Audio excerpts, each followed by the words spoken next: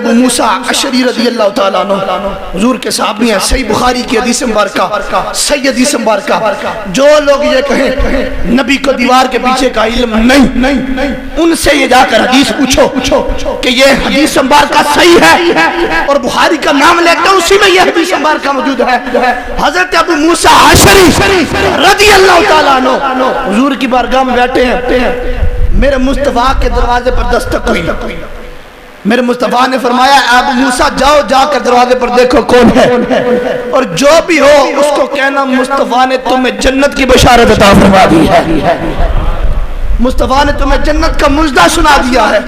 حضرت ابو موسیٰ اشعری فرماتے ہیں میں دروازے پر گیا، جا کر دیکھتا کہ صدیق اکبر آئے ہوئے تھے، میں نے کہا آپ کو حضور نے جنت کی بشارت عطا فرما دی، جنت کا مژدہ سنا دیا ہے۔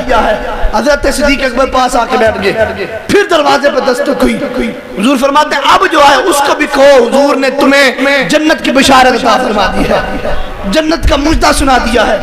ابو موسیٰ اشعری فرماتے ہیں میں دروازے پر گیا، جا کر دیکھتا کیا ہوں حضرت عمر فاروق آئے ہوئے ہیں، میں نے جنت کا مژدہ سنایا، آپ بھی حضور کے قریب آ کر بیٹھ گئے، کہتے ہیں پھر دستک ہوئی، اب حضور کا علم غیب، حضور کے بارے میں جو کہتے ہیں دیوار کے پیچھے کا علم نہیں، یہاں سے غور کرو صحیح بخاری گواہی دے رہی ہے، صحیح بخاری کے اندر یہ حدیث موجود ہے، میرے مصطفیٰ فرماتے ہیں جاؤ ابو موسیٰ جا کر دروازے پر دیکھو جو بھی ہو اس کو جنت کی بشارت سنا دو، لیکن ساتھ یہ کہنا تم پر مصیبتیں بڑی آئیں گی۔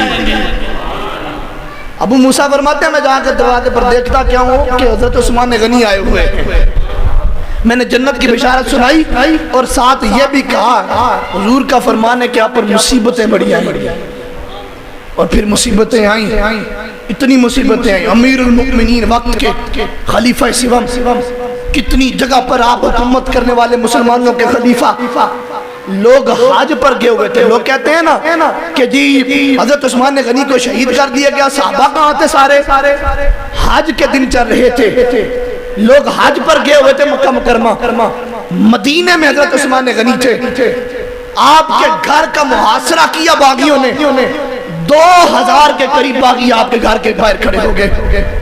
ہم تو پوچھتے ہیں ان لوگوں سے جو حضرت عثمان غنی پر طعن و تشنیع کرتے ہیں، غور کرو اس بات پر، آج ان کے گھر میں ایک بندہ بھی چھت پر آ جائے نا رات کے وقت تو پھر ان کے دل کی کیفیت ان سے پوچھئے گا، ان سے نہیں بلکہ پورے محلے سے پوچھئے گا۔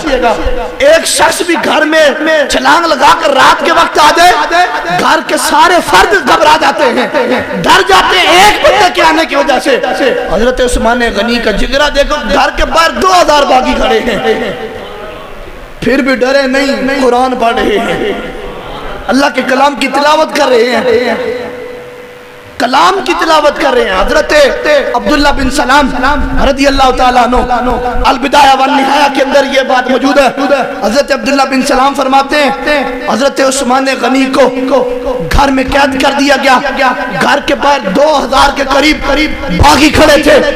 آج لوگ کہتے ہیں اور ممبروں پر یہ بیان کرتے ہیں حضرت امام حسین پر 3 دن پانی بند رہا، 3 دن پانی بند رہا، کربلا کا موضوع سنتے ہو نا، اور کہتے ہیں 3 دن پانی بند رہا، نہر فرات کا پانی روک دیا گیا۔ اب ہم پر فتویٰ نہ لگائیے گا کہ امام حسین کے یہ باغی ہیں، ہم ان سے عقیدت رکھنے والے ہیں۔ آج اگر ہم ایسے بیان کریں تو لوگ مفہوم مخالف لے لیتے ہیں کہ جی یہ دیکھو حضرت امام حسین سے پیار نہیں کرتے۔ میں کہتا ہوں ہم سنی لوگ ہیں، ہم اہل بیت سے بھی پیار کرتے ہیں، حضور کے صحابہ سے بھی پیار کرتے ہیں۔ امام حسین پر 3 دن پانی بند رہا، اس کو بیان کرتے ہو تو یہ بھی بیان کرو امام عثمان غنی پر 40 دن پانی بند رہا ہے۔ کتنے دن؟ 40 دن۔ ایک دن کا روزہ، سحری سے لے کر افطاری تک کا معاملہ آپ جانتے ہیں کیسا ہوتا ہے، کیسی پیاس، کیسی شدت ہوتی ہے، بندہ ایک دن نہیں گزار سکتا۔ 40 دن حضرت عثمان غنی پیاسے رہے، پانی کا ایک قطرہ وہ باغی اندر نہیں جانے دے رہے تھے۔ میرے حضور نے کہا تھا مصیبتیں بڑی آئیں گی، وہ سچ ہو رہی تھی، پانی کا ایک قطرہ اندر گھر کے اندر نہیں تھا جا رہا۔ حضرت عبداللہ بن سلام کہتے ہیں میں پانی لے کر جانے کی کوشش کی لیکن مجھے روک دیا گیا. پھر میں سے ملاقات کے لیے آپ کے قریب گیا. میں حضرت عثمان غنی کے قریب بیٹھا. حضرت عثمان غنی نے کیا مجھ سے کہا؟ حضرت عثمان غنی کہتے ہیں اے عبداللہ بن سلام آج خواب میں حضور کا دیدار ہوا ہے. حضور نے کہا ہے عثمان تجھ پر مصیبتیں بڑی آ گئی. میری بات سچی تھی, تجھ پر مصیبتیں بڑی آئی ہیں. کیا کہتا ہے؟ اگر تو چاہے تو ان باغیوں کے مقابلے میں ہم تیری مدد کرنے کے لیے تیار ہیں.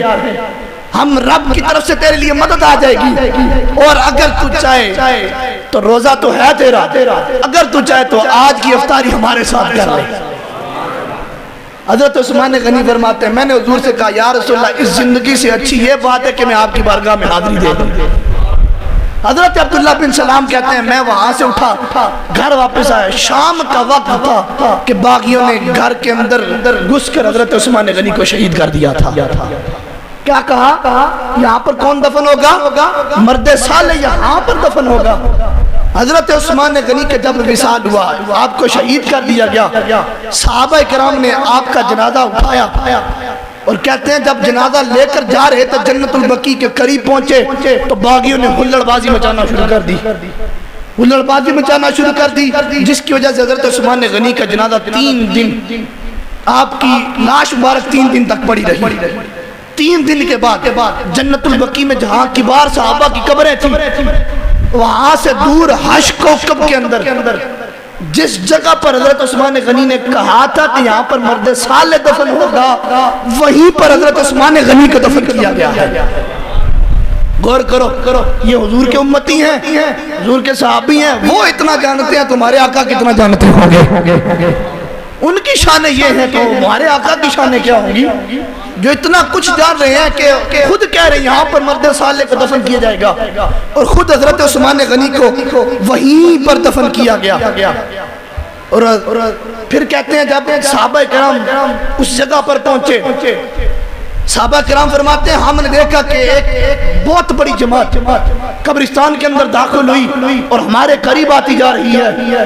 صحابہ فرماتے ہیں ہم گھبرا گئے کہ لگتا ہے باغیوں نے پھر حملہ کر دیا ہے.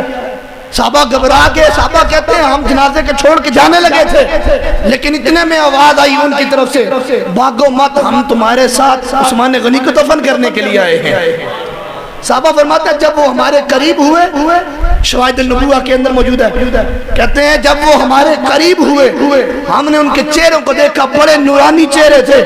دفن کیا گیا حضرت عثمان غنی کو. پھر وہ لوگ چلے گئے. صحابہ فرماتے ہیں خدا کی عزت کی قسم یہ جتنے بھی حضرات آئے تھے نورانی چہروں والے کوئی اور نہیں تھے رب کے فرشتے آئے ہوئے تھے. رب کی نورانی مخلوق مدد کے لیے آئی ہوئی تھی.